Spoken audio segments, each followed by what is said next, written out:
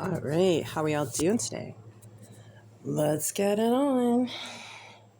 March 15th, Daily Reflections.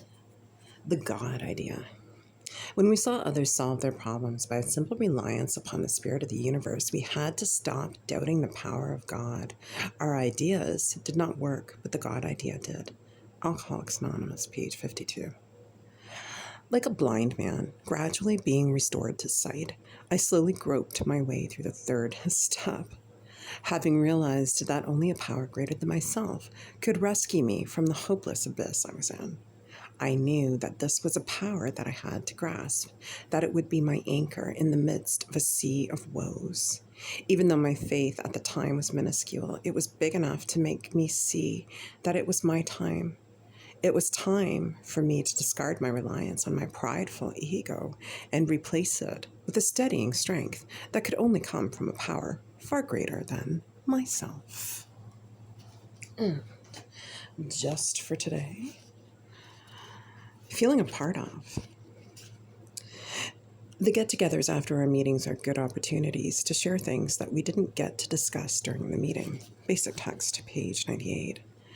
Active addiction set us apart from society, isolating us. Fear was at the core of that alienation. We believed that if we let others get to know us, they would only find out how terribly flawed we were. Rejection would be only a short step away.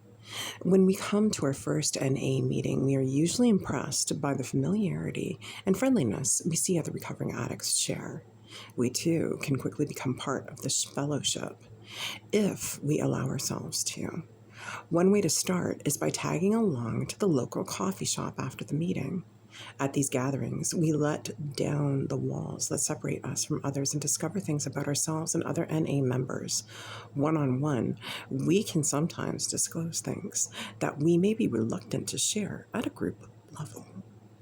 We learn to make small talk at meetings of these late-night gatherings and forge deep, strong friendships as well.